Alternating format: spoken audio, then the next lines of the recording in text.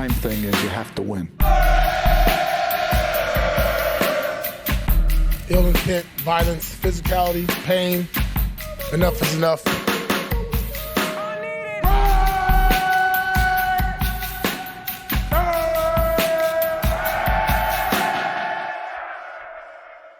All right, welcome back to the Just Win podcast. I hope you guys all had happy holidays. Tashan, Vic, you guys get anything good for Christmas? Just a bunch of hugs. A lot of hugs. No physical gifts? That's fatherhood, man. I think I got some pajamas. I got some bourbon. That was good. What else did I get? That's all that comes to mind right now.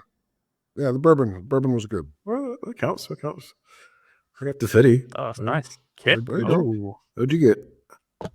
Kit's super comfortable, but I didn't get any gifts. You know, when you're a dog dad, people just get gifts for your dog. So Are you kidding? No, come on. I got like Devastating. 4 or 5 gifts for my dog, but it's all good. But today, we our gift to you guys is a brand new podcast previewing the previewing the Saints game. That was well done. I think a lot of people are paying attention to that. Potential Derek Carr reunion. What's it looking like for Derek Carr? It's a good question. I think I'd heard earlier in the week 50-50, but he hasn't practiced yet. But I also think they're on a different schedule this week, so tomorrow's going to be the big day. So I think probably less than 50-50, probably 40-60, I'm guessing, but probably trending in the wrong direction. Yeah, I talked to some people at Raiders availability today. It seems like people expect him to play, but you know, it's just not a sure thing. With him having that left hand injury, I guess the good news for him is it's not his throwing hand, so it's really just a matter of can he grip the ball.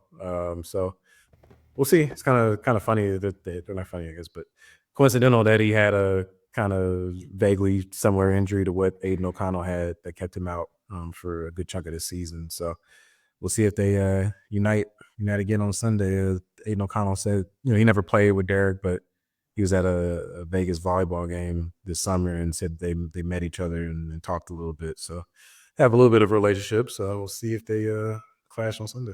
Yeah, and as we all know, Derek Carr is tough. He plays through a lot of injuries. So if there's even a slightest chance that he can go, he's probably going to take it. And especially going against his old team, he probably wants to stick it to the Raiders a little bit. And he gives them the best chance to win. I mean, Spencer Rattler has been bad. He gives him a little bit of a jolt in that Washington game. But Derek Carr is just a much better quarterback than him right now. Jake Haener is just absolutely terrible. So, I mean, Wait. You think Haener's worse than yes. Rattler? Did you see the Washington game? Oof. In the Washington game, Oof. they did not. I think they All were right. scoreless when Haener was a starter. Rattler came All in, right. almost brought them back in that game. They almost, if they got a 2-point conversion, they would have beat the Washington Commanders, which is would have been a pretty big win. Right, but I'd argue that was garbage time. What happened after that when he played the next couple of games? He's been really, Yeah, I really mean, bad. I the think Saints' offensive line is one of the worst offensive lines in the league. But I mean, to me, he's clearly better than Haener. Haener's just wow. anytime Okay. Haener's been There you in, go. it's been disastrous. At least Rattler's had some times where he sparked the offense into some, points explosions, like against the Buccaneers. Fair enough. Yeah, but yeah, let's talk about what has happened since Derek Carr has left the Raiders. Well, let's go through the quarterbacks saga real quick. It's been Derek Carr was a quarterback for how many years? 9 years, and gave him a pretty good baseline of quarterback play. I think after 2016, people are optimistic that he might be an elite quarterback, or he could ascend to that level, but he never quite got there. And there could be a million reasons why, but the bottom line is he never got there. After Derek Carr, there was the Jimmy Garoppolo experiment. Didn't play very well. He got benched, and he's still a backup to this day for the Rams. And then they moved on to Aiden O'Connell. Wait, was it Aiden right away, or was it somebody else's job right away? Yeah, it was Aiden for Yeah. Jimmy. Yeah, I mean, Jimmy the got full one. history is the last 2 games of the 2022 season is Jarrett Stidham. That's right. Then they went to Jimmy Garoppolo. Then Aiden O'Connell started that one game that Jimmy missed. Then Brian Hoyer started the next game that Jimmy missed. And then when Jimmy was benched for good, it was back to Aiden O'Connell. And then this year, Gardner Minshew, and now Aiden O'Connell again. So Aiden O'Connell has been in and out a few times, but there's been a varied cast of quarterbacks who started games for the Raiders since Derek Carr got And cut. also, Josh McDaniels gave Aiden O'Connell Derek Carr's number 4, which Aiden came out and said he didn't really want at the time. So there was a little drama with the numbers there, but yeah.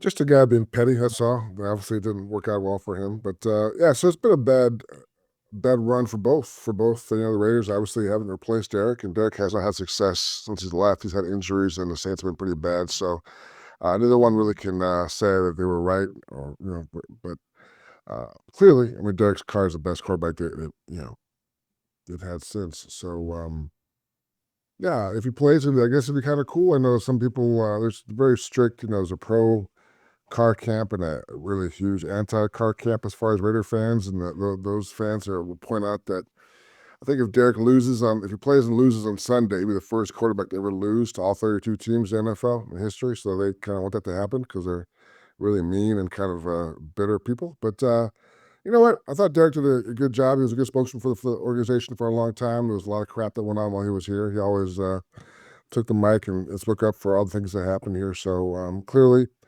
had some down times, but I can't blame him for all the lack of success here for sure.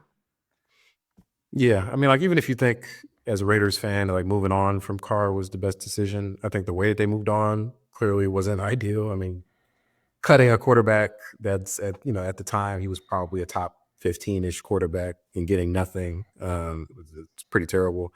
And then the replacements since have all flamed out, pretty much every single one of them. Kaz O'Connell, and he's most likely going to be a backup moving forward. So, it's one thing and we talked about this at the time. Like, it's one thing to want to move on from a guy, but you got to get it right. And McDaniels didn't. That's a big reason why he got fired. And Antonio Pierce, if he ends up losing his job, a big reason is going to be their inability to find out an answer at quarterback. So that's the make or break position in this league. And on the Saints end of things, we'll see. Like, maybe they move on from Carr after the season since they haven't had the team the success that they expected, and he's been injured and he's getting older and has a big cap hit next year. So they both might be looking for new homes yet again when it comes to the quarterback position moving forward. But I guess we can call it a lose-lose at this point. Yeah. And speaking of lifelong Raiders, Maxx Crosby made some recent comments on his podcast comparing his situation to Myles Garrett. Could you guys talk about what he said and should fans be concerned?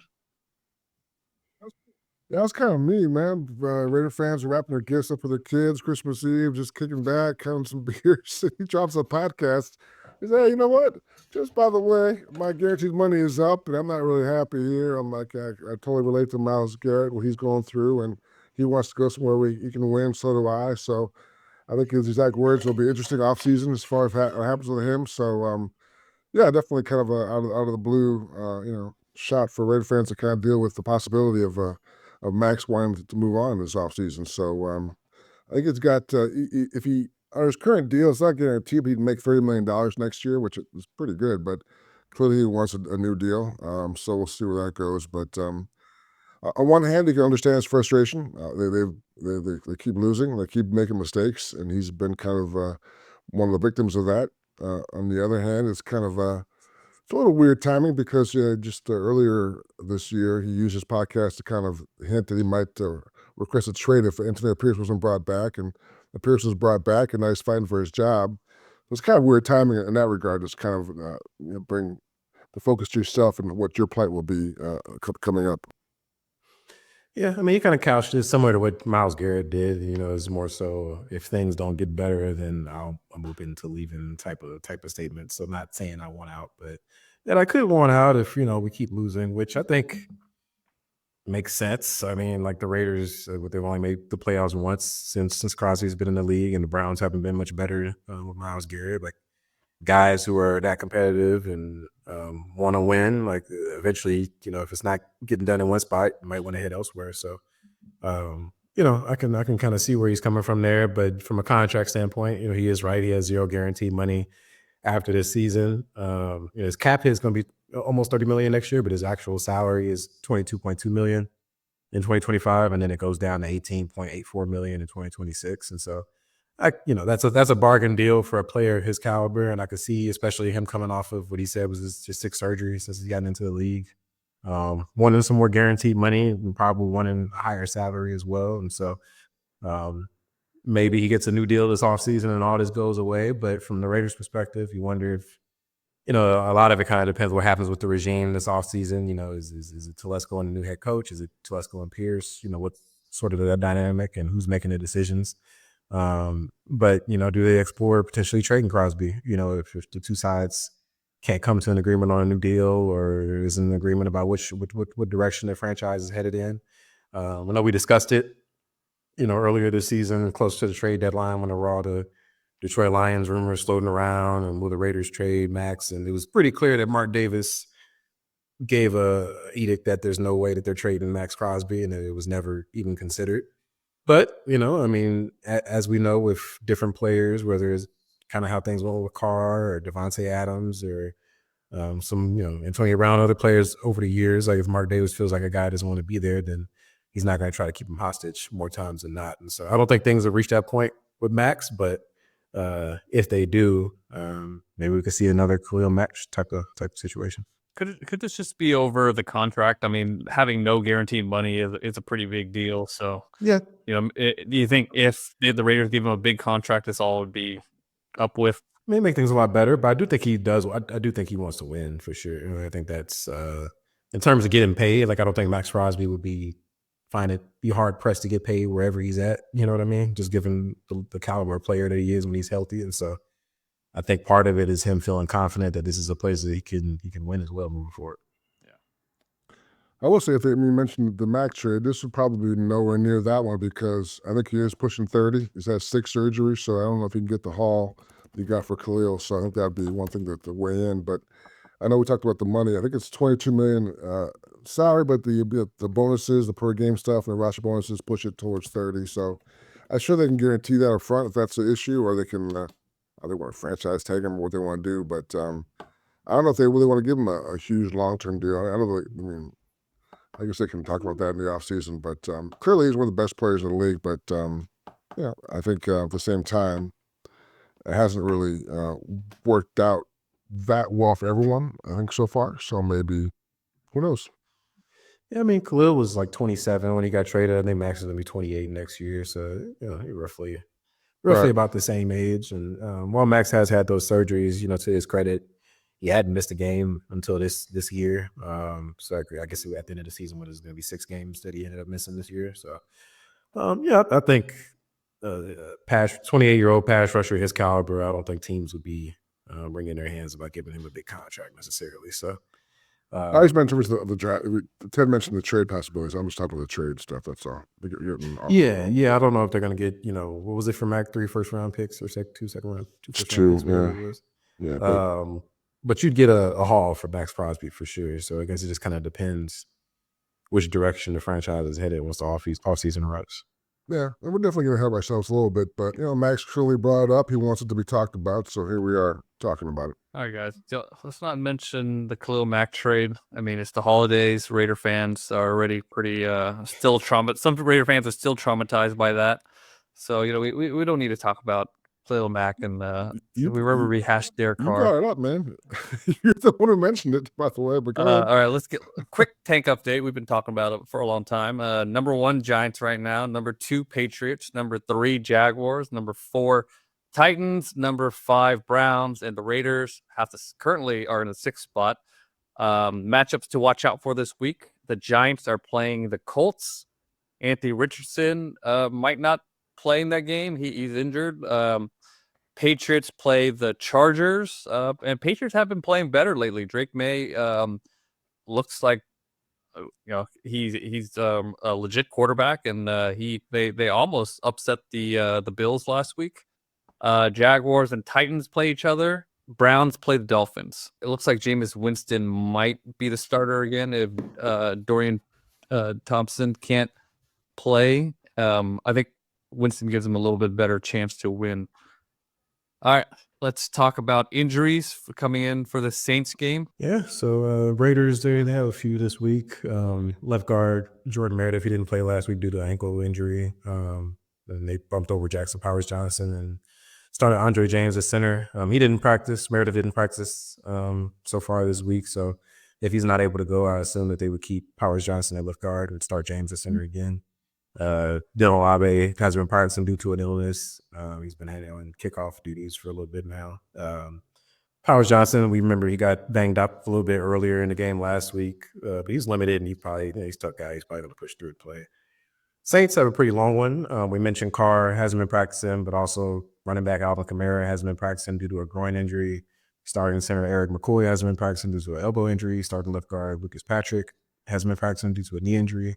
I guess the one big bit of good news that the Saints got is Chris Olave has been the full participant and coming back from that pretty nasty concussion he had a few weeks ago. So they'd be getting him back. But, the big ones are Carr, Kamara, and then 2 starting offensive linemen, may not play in this one for the Saints. So be something to monitor. As Vic mentioned, the practice tomorrow to see if some of those guys can get back out there. Yeah, the Saints offensive line is struggling. So if those 2 guys can't play, that's going to be a big deal. Chris Olave was playing really good football before he was hurt, and he adds explosive element, and he can run a bunch of routes and give your corners trouble at any part of the field. So if he could play, that's a pretty big deal. He hasn't played in a long time. I don't think Kamara is going to play. I mean, I guess you can never say never, but I think it's highly unlikely he plays. Yeah, that every guy replacing him, Kendra Miller, who's kind of been, kind of a guy who's an interesting prospect. Some people really like his possibilities. Some are not really sure, but that'll be a guy to watch this game for sure because the Raiders' run defense has been a little better of late. Yeah. All right, what are we watching out for when the Raiders have the ball? I guess Brock Bowers, right? Brock Bowers is going to set some records. I mean, he's got, I think, 5 catches for the all-time rookie record and 10 yards, I want to say, for the tight end rookie record. So clearly he'll be the primary target, I would think. I mean, he should be, and I think he'll be a guy. And so I think the Saints clearly got to try to stop him. We see some teams use bracket coverage, double teams against him. So how the Raiders respond to that, we'll see. Yeah, I think record watch is the big thing this week. Seeing if they feed Bowers. I thought they got him back on track in a big way last week, and that helped them, pull off that win over the Jaguars. And they've kind of been a little bit inconsistent the last few weeks, but keeping him involved. But it seems like the message finally got through. And so that's really the main thing for this offense. They haven't been. We've talked about it. Things have looked cleaner under Scott Turner, but they still aren't scoring enough points really to be competitive. So see if they're able to make that breakthrough. But if they are, it's going to have to go through Bowers. Yeah, the Saints. We also have go ahead. The Raiders are the league's worst rushing offense, and the Saints are the second worst rushing defense. So it's going to be a big time matchup. I mean, we'll see some of Madison and. Amir Abdullah, I saw a cool stat because Amir Abdullah always comes through when they ask him to do it. They don't ask him to do very much, unfortunately, but he needs 75 scrimmage yards to get 500 for the first time since 2017. I thought it was kind of a cool stat. Shows you he's been around for a while. Definitely still ticking. Yeah, and we've seen this Raider rushing attack play some really bad run defenses and fail to really get things going. I mean, they were at their best when Sincere McCormick was in a starting lineup, but he's out for the season. So we'll see what they can do against this Saints defense. Like you mentioned, one of the worst run defenses in the league. They've really fallen off the map because in the last few years, they've been consistently one of the top run defenses, but this year, a lot of their defensive players are older, hurt, 3rd worst in defensive rushing success rate. But the pass defense is actually pretty good. 9th in defensive EPA for dropback. Like the Jaguars, they're going to play a ton of man coverage, 6th in man coverage percentage. They're actually pretty good against tight ends, 22nd in receptions. Reverse 20. You got to reverse that, so it'd be 12 or something like that. A little outside the top 10 as far as receptions allowed to tight ends. But still, Brock Bowers is not just a tight end. You're going to be able to move him around in different places. Trey Tucker, I thought Trey Tucker had one of his best overall games as a Raider last week against the Jaguars, another heavy man coverage team. We've seen Trey Tucker have big games before, but I felt like in this game, he just ran a different type of routes that we haven't seen him run before and attack different parts. He attacked every part of the field. He did a good job getting off man coverage and winning different areas of the field. So, every time we played the Raiders play a team that play a lot of man coverage, we always say, "Oh, this could be a Trey Tucker game," because he could run away from man, but he's disappointed a lot during the season. But last game, he really came through, and I wonder if he'll be able to have an equal impact against the Saints, who play a lot of man, but they're going to play more quality man coverage than the Jaguars did. You mentioned his route running. Definitely has improved on that a lot since he came into the league. If you can see the hard work that's starting to pay off for him in that regard. Yeah, so it'd be really encouraging to see him kind of continue that success into this game because, he could. I think the Raiders had a lot of hope that he'd become that kind of speed X factor for them. So we'll see. What are we watching out for when the Saints have the ball? Yes, who the hell is that quarterback? I mean, if it's not Derek Carr, they're hopeless. So I think that's really the only thing to see.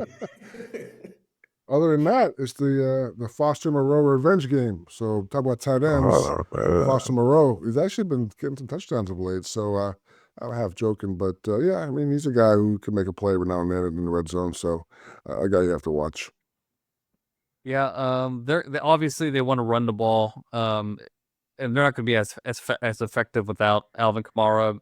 Kendra Miller has some potential, some explosive ability, but they want to run that outside zone game. They want to boot. They want to run play action and go deep on you. MVS was having a really kind of resurgent season for them before he was hurt, so we'll see if he comes back. If Chris Olave plays, which seems like he might play, that's going to be huge on those intermediate crossers he's really good at. So if they have MVS in a lineup and they have Olave, they at least have two outside threats. And right now, the Raiders' corners are giving up a lot of outside throws. I mean, Jack Jones was lucky not to have another deep throw thrown on him on a double move last week. He's been biting a lot on those double moves, and he's been getting beat deep. And obviously on the other side, Richardson is just kind of trying to survive. And he wasn't the guy that was expected to be a starter this season. But the Saints offense has been sluggish. They played terribly against the Green Bay Packers, first shutout of the season. But if they get their two outside receivers back and maybe Derek Carr, this could be a much different offense than the offense that got shut out against Green Bay. Matchups of the game, what are we looking for? Yeah, I'm looking at Jack Jones versus Chris Olave. I think Jones has been getting beat pretty often as of late. He's given up 7 touchdowns, which is tied for the second most in the league this season. And we always talked about it. He hadn't been as good as expected this year, and he's been taking a lot of gambles as of late. Last week, I think Brian Thomas could have got him a couple times on pretty deep connections if Mac Jones wasn't a bad quarterback. But Olave in his first game back, as you mentioned, Ted, he's one of the better young receivers in the league, and he's going to make him pay. If Jones doesn't tighten up. So I think that's going to be the big matchup for the Raiders defense. I'll go the other side of the ball. I'll go with Aiden O'Connell. I guess you mentioned the Saints defense, how they have a pretty decent pass defense. And Aiden's done a good job of not turning the ball over. He's got, I think, 3 of the last 4 games has not thrown a pick, so it has to continue. I think that's his real path to success is not turning the ball over. He can't make a lot of plays with his feet, even though he did last week. So I think, there should be a decent-sized edge at quarterback if Derek Carr can't play. So Aiden O'Connell's got to take advantage of that and find his guys, make his reads, and not turn the ball over. All right, I'm going to be watching out for Penning versus I think Tyree Wilson will get his fair share of rushes, rushing on the right side. Penning is one of the worst pass blocking tackles. He's a right tackle for the Saints. Tyree Wilson had another pretty decent game. So last week against the Jaguars. So I think you have to be able to get pressure on the Saints offense. You can't let those receivers get downfield. and expose your secondary. So I'll be watching out for that. All right, X factors. My X factor is, it's going to sound weird because, they've lost 10 games in a row, but maybe a little overconfidence. Maybe you break your losing streak and then you have Christmas and you kind of exhale too much. And I think there's a danger of not being totally locked in on this game. I think the Saints clearly shouldn't worry you too much when you watch them on film. So you're not going to be maybe as pressed as you would be to kind of lock in. I think you look back at 2014 when they were 0-10 and they beat the Chiefs on Thursday Night Football for the first win. Next week they got blown out at St. Louis. So I think it's you got to be careful in these kind of games because I think they've been pushing hard for a win for a long time. They got it. So I'm a little worried about the exhale. Yeah, I mean, it's a good call. I mean, they're excelling at 3-12. I think that bodes poorly for things to come. But yeah, it's a young team. A lot of guys that are on one-year deals and rookie contracts. So it's the type of squad where that type of thing could happen. So that could be something that swings it. Yeah, I think my X factor will be Amir Abdullah. I mean, it's going to be you're facing one of the worst run defenses in the league. He'll get his carries, and we'll see if he could get a couple explosive runs. If he could do that and keep the chains moving, that'll be pretty big for this offense. I think it'll be tough to pass on this defense consistently. So if they want to be able to move the ball with any type of efficiency, I think Amir Abdullah is going to have to play a big part of that. All right, let's get into predictions. I'm going to go with the Saints. 21-20. So all the Raiders fans will be happy because they get back to losing and improve their draft pick and stop winning these meaningless games. But I think Derek Carr coming back, I'm gonna say that he plays, and Chris Olave coming back. I think those two do just enough to get the Saints to win in front of the home crowd in New Orleans. So your score was 21-20, you said? Yeah. I'll go 21-20 Raiders. I think Carr does not play, and somehow they still get 20 points because I think the Raiders' defense won't be totally locked in. But I think the offense is enough. They should do enough, I think, to get a win here and kind of keep this hot streak going and totally blow up the entire. We're on fire. They won a game. Two in a row would be like nuclear. So I think Raider fans will be upset with some of them because now you're talking about a 10th or 11th pick of the draft, which is, I'm sure, horrible. But yeah, I think things are trending in the right direction, maybe. And I think the Saints are pretty bad, especially if Carr does not play, which I'm winning that he won't. So I'll say 21-20 Raiders. And if they do win 2 in a row and they get out of position and somebody drafts a franchise quarterback right in front of them, fans are going to be talking about this nuclear streak for a long time. I think Carr plays. I mean, we've seen him play through some really bad injuries before where we thought no chance he plays and he ends up playing. And I feel like he wants to be able to play the Raiders. So I think he's going to do all he can to play the Raiders, even though he might not be quite ready to play. So I think he plays. I think he makes a difference. You have those 2 receivers back, and you're playing in New Orleans. I think I'm going to go Saints 24-20. Yeah, if they do win this one, it looks like there's 3 teams that have 4 wins: the Panthers, the Jets, and the Bears. The Bears are playing the Seahawks right now. I think they're down by 3 points, but I think there's a chance that the Raiders could drop as low as the 9th overall pick if they win this one. So keep getting further away from those quarterbacks. All right. So unfortunately, no curse this week. We got 2 Raider losses and 1 Raider win. Let's get into fan questions. By Snake81211, what are the positions of strength in free agency versus the draft? Which position should the Raiders focus on in free agency rather than draft and vice versa? I can't say I've looked at the full list of free agents yet. Nor have I. But in terms of where the Raiders should focus, everywhere besides tight end. I think it's a valid position for them to add. I'm joking, but also serious. I don't think there's any other position on the roster that's strong enough to where they shouldn't explore adding help there. And so, well, maybe I'll say maybe D-line, because if you have those guys coming back from injury and you got the guys who stepped up this year, You might have a pretty good D-line core, I mean, without adding on, but that's if all those guys come back. But the guys who stepped up when those guys have been out have been, pretty solid. So it could be a pretty deep group. I agree with you. Other than that, there's no area where they're really strong at.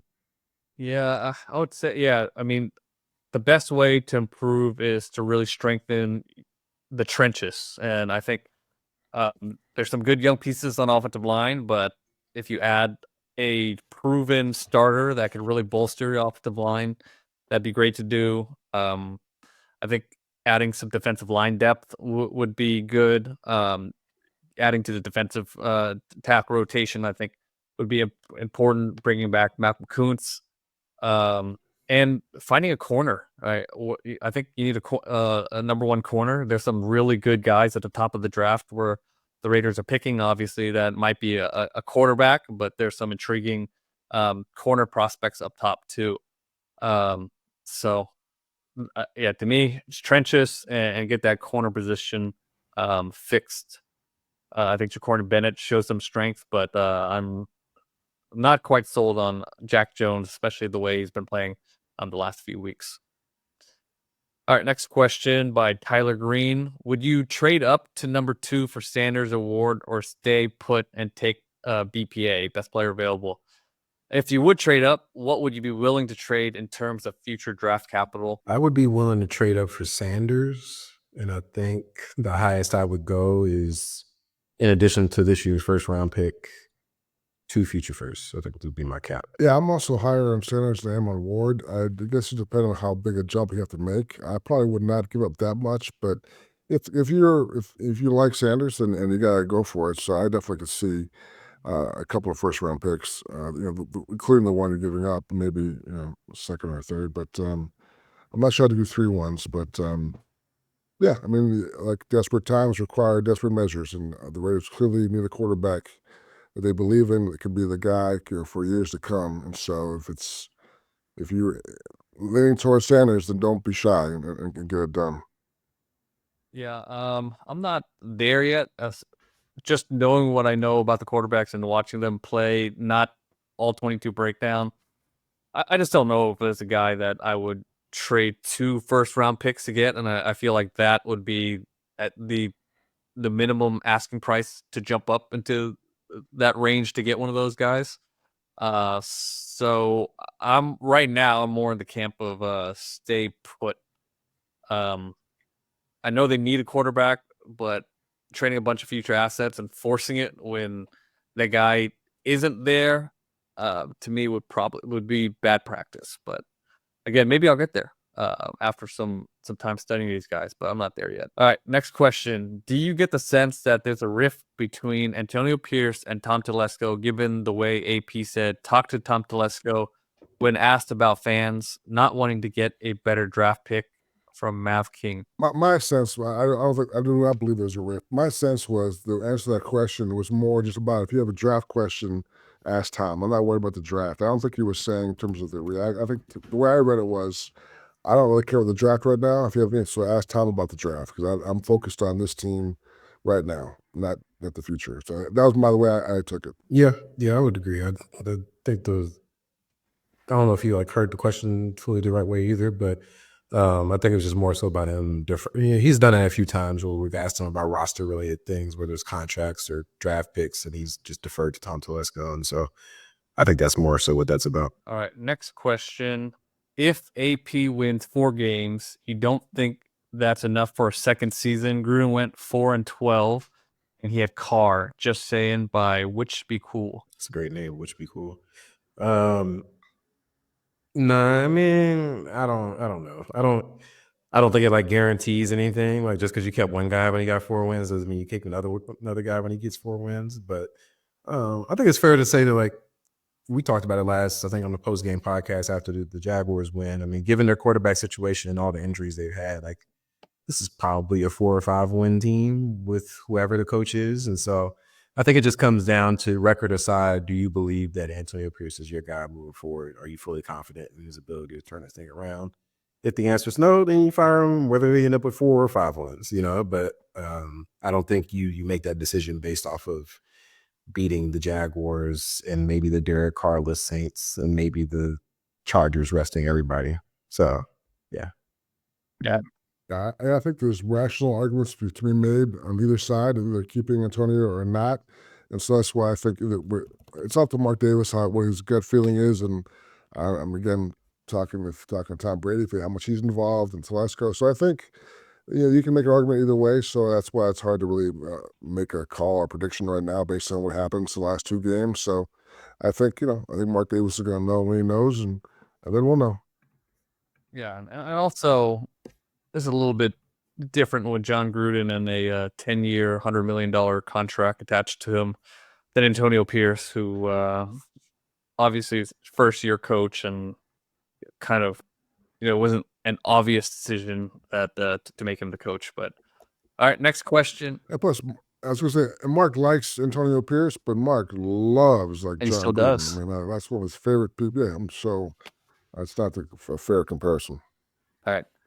Last question. If you were AP and at the end of the year, Mark Davis and Tom Brady asked for your plan at OC for 2025 and your job depended on the answer you gave, who would you realistically name? Yeah, I mean, I think it's a good question. Look, we talked about it recently. I think that if Pierce is back, that's going to be arguably his most important move is who do you replace who gets an offensive coordinator with. And I'm working on like a story on offensive coordinators unrelated to the Raiders, but so I've kind of been digging into, who might potentially be candidates for jobs this upcoming cycle. And I guess it depends what you're looking for. Like if you're looking for a guy that's already been an offensive coordinator, some guys that jump out as, the Eric Bieniemys of the world and Byron Leftwich's, Frank Reich's, those kinds of guys are out there and available. But if you want to maybe take a chance on the guy that, hasn't been a coordinator before, somebody that I would expect is going to be a candidate is, Vikings quarterbacks coach Josh McCown, given, the job that they did with Sam Darnold this past year. And, there's a few other guys out there kind of in that vein that, maybe haven't been play callers before, but they're on that pipeline kind of track to becoming offensive coordinators sometime soon, you would imagine. So I guess it kind of depends, do you want a guy that has experience or do you want to kind of spin it forward a little bit and take a chance on a younger up and coming guy?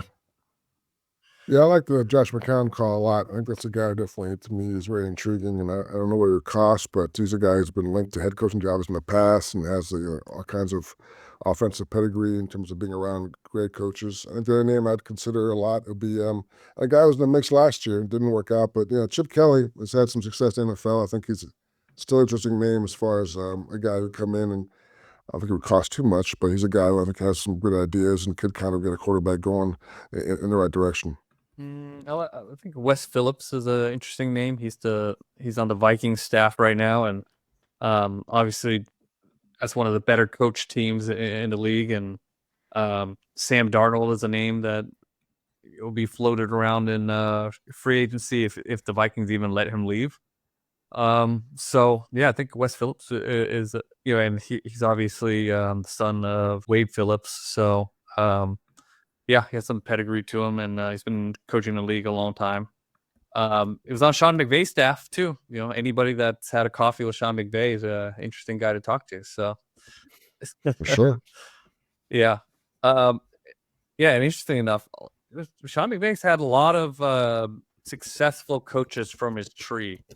Cameron O'Connell, Matt LaFleur, a lot more than Kyle Shanahan. A lot of the Kyle Shanahan guys have flamed out. So yeah, that's the name to look out for. But pay attention to Sean's article, which will probably have names that a lot more names and a little more detail about them. Okay, that's all we have for you guys today. Saints Raiders play in New Orleans next week, so we'll come to you guys live after the game. So check that out. Hope you guys had happy holidays, and we'll talk to you guys soon. All right, y'all. All right. Peace. Hasta la vista.